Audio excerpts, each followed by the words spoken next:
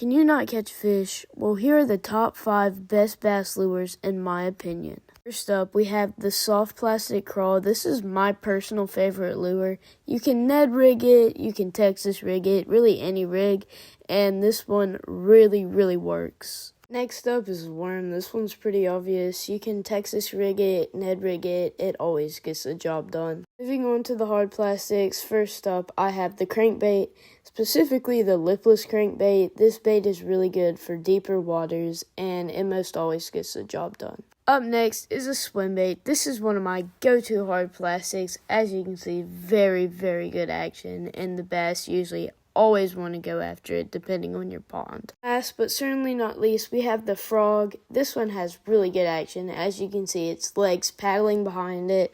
I like the topwater personally. You can get any kind, and always fun to see a fish blow up on topwater.